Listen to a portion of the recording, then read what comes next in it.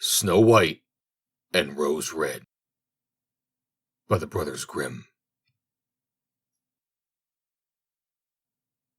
There was once a poor widow who lived in a lonely cottage.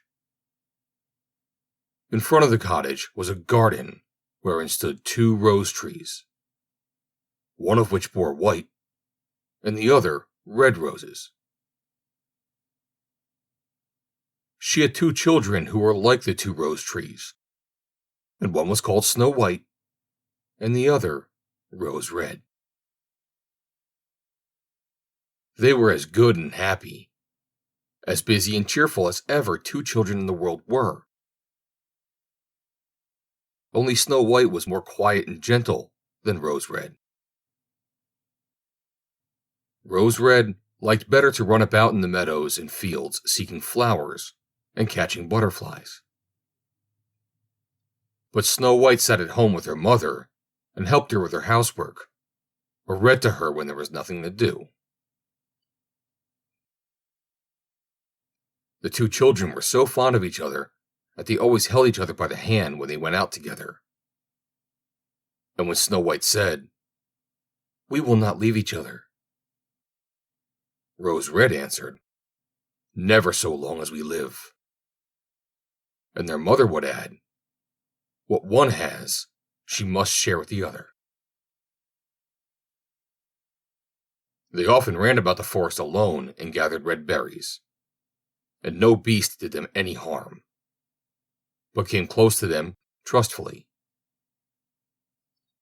The little hare would eat a cabbage leaf out of their hands. The roe grazed by their side. The stag leapt merrily by them, and the birds sat still upon the boughs and sang whatever they knew. No mishap overtook them. If they had stayed too late in the forest and night came on, they laid themselves down near one another upon the moss and slept until morning came.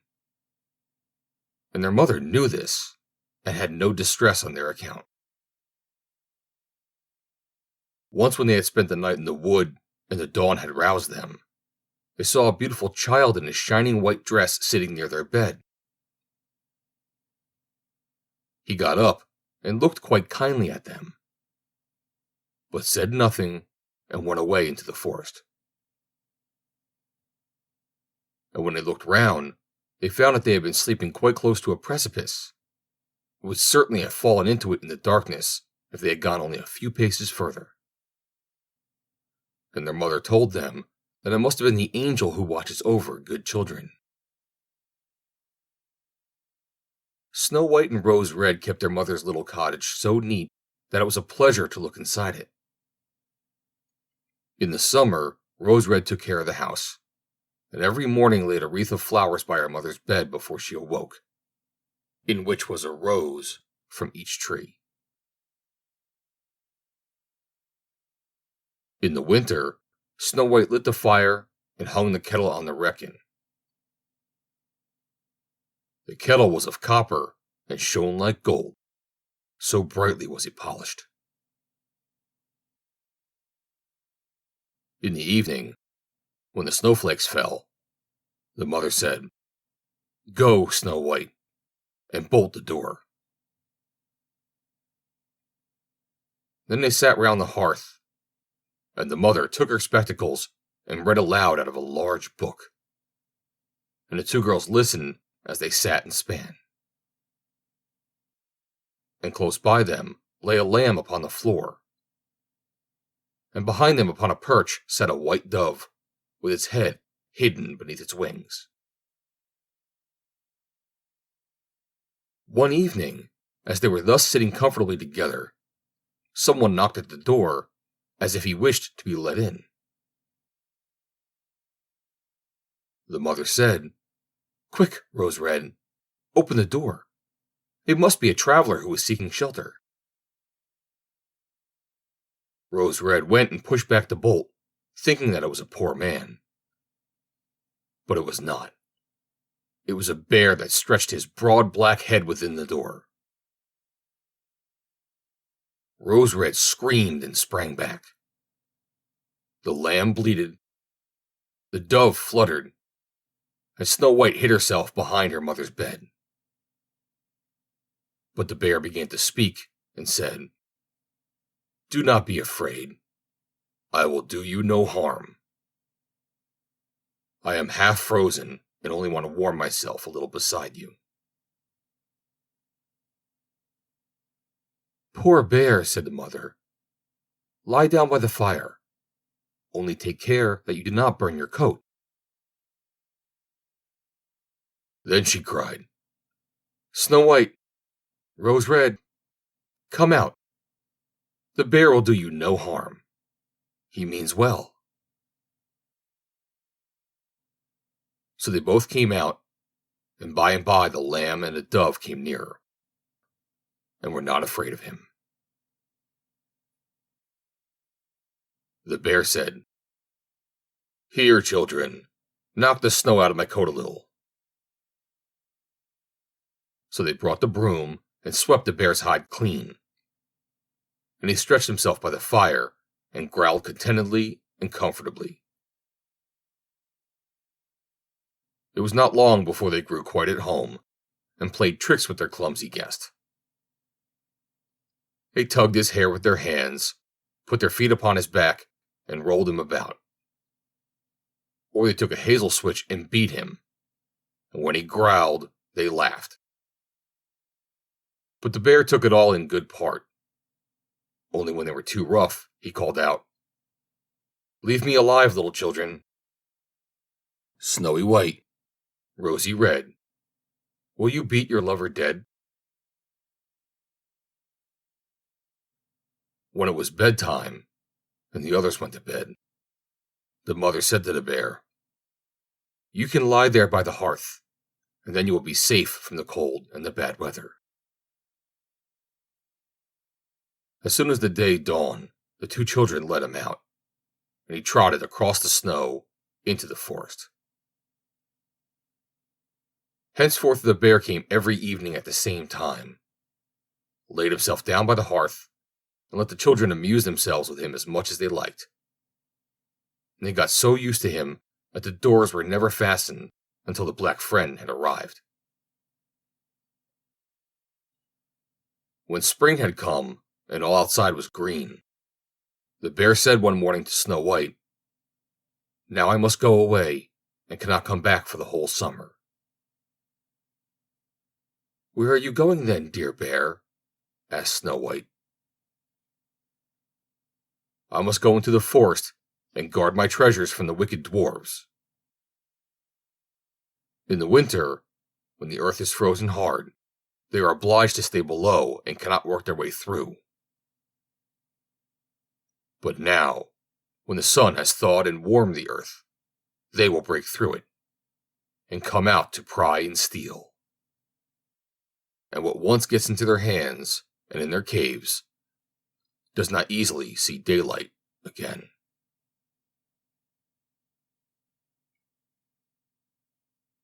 Snow White was quite sorry for his going away, and as she unbolted the door for him, and the bear was hurrying out, he caught against the bolt, and a piece of his hairy coat was torn off. And it seemed to Snow White as if she had seen gold shining through it, but she was not sure about it. The bear ran away quickly, and was soon out of sight behind the trees. A short time afterwards, the mother sent her children into the forest to get firewood. There they found a big tree which lay felled on the ground, and close by the trunk something was jumping backwards and forwards in the grass, but they could not make out what it was. When they came nearer, they saw a dwarf with an old withered face and a snow-white beard a yard long. The end of the beard was caught in a crevice of the tree, and the little fellow was jumping backwards and forwards like a dog tied to a rope, and did not know what to do. He glared at the girls with his fiery red eyes and cried, "Why do you stand there? Can you not come here and help me?" "What are you about there, little man?" asked Rose Red. You stupid prying goose, answered the dwarf. I was going to split the tree to get a little wood for cooking. The little bit of food that one of us wants gets burned up directly with thick logs. We do not swallow so much as you, coarse, greedy folk. I had just driven the wedge safely in, and everything was going as I wished. But the wretched wood was too smooth, and suddenly sprang asunder, and the tree closed so quickly that I cannot pull out my beautiful white beard. So now it is tight in, and I cannot get away. And the silly, sleek, milk-faced things laugh. Ugh! How odious you are! The children tried very hard, but they could not pull the beard out, and it was caught too fast. I will run and fetch someone, said Rose Red. You senseless goose, snarled the dwarf. Why should you fetch someone? You are already too many for me. Can you not think of something better? Don't be impatient, said Snow White. I will help you. And she pulled her scissors out of her pocket and cut off the end of the beard. As soon as the dwarf felt himself free, he laid hold of a bag which lay amongst the roots of the tree, and which was full of gold, and lifted it up, grumbling to himself. Uncouth people, to cut off a piece of my fine beard? Bad luck to you. And then he swung the bag upon his back, and went off, without even once looking at the children.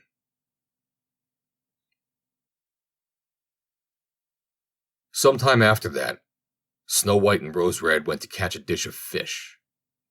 As they came near the brook, they saw something like a large grasshopper jumping towards the water, as if it were going to leap in. They ran to it and found it was the dwarf. Where are you going? Said Rose Red. You surely don't want to go into the water. I am not such a fool, cried the dwarf. Don't you see the accursed fish wants to pull me in? The little man had been sitting there fishing, and unluckily, the wind had twisted his beard with the fishing line. Just then a big fish bit, and the feeble creature had not strength to pull it out. The fish kept the upper hand and pulled the dwarf towards him. He held on to all the reeds and rushes, but it was of little good. He was forced to follow the movements of the fish, and was in urgent danger of being dragged into the water. The girls came just in time. They held him fast and tried to free his beard from the line, but all in vain. Beard and line were entangled fast together. Nothing was left but to bring out the scissors and cut the beard, whereby a small part of it was lost. When the dwarf saw that, he screamed out, Is that civil, you toadstool? To disfigure one's face? Was it not enough to clip off the end of my beard? Now you have cut off the best part of it. I cannot let myself be seen by my people. I wish you had been made to run the soles off your shoes.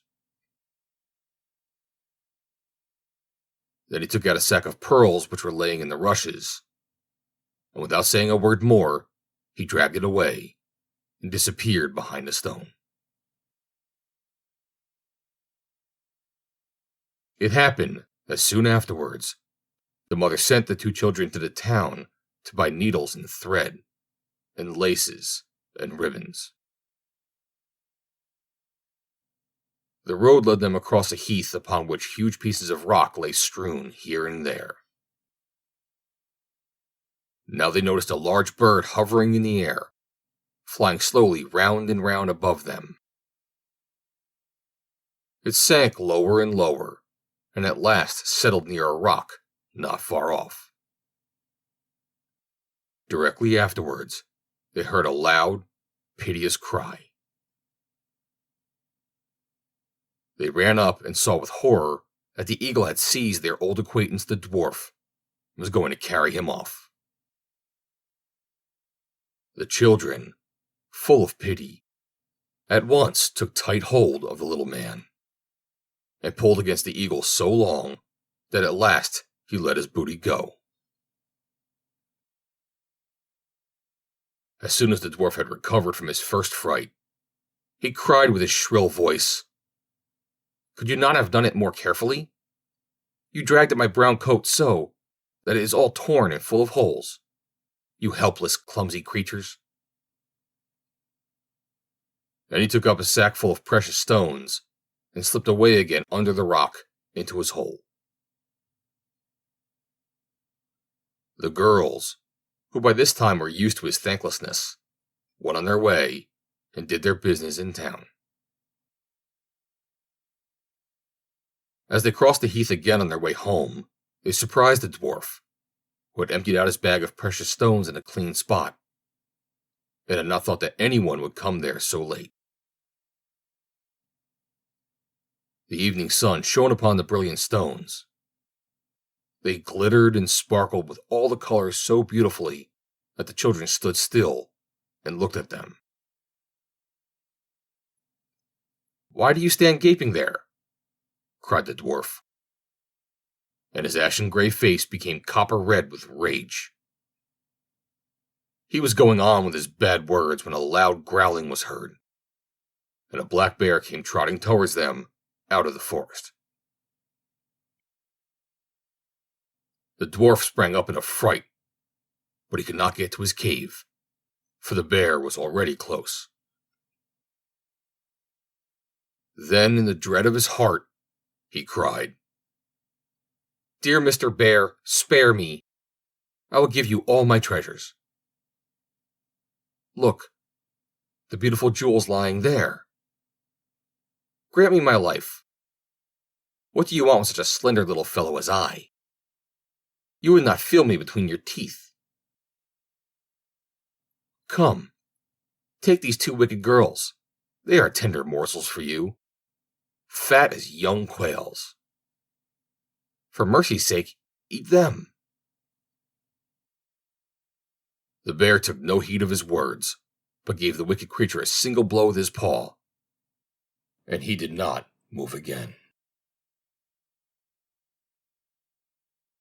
The girls had run away, but the bear called to them, "Snow White and Rose Red, do not be afraid. Wait, I will come with you." Then they knew his voice and waited, and when he came up to them, suddenly his bearskin fell off, and he stood there, a handsome man, clothed all in gold. "I am a king's son," he said, "and I was bewitched by that wicked dwarf, who had stolen my treasures. I have had to run about the forest as a savage bear until I was freed by his death. Now he has got his well-deserved punishment." Snow White was married to him, and Rose Red to his brother, and they divided between them the great treasures which the dwarf had gathered together in his cave. The old mother lived peacefully and happily with her children for many years.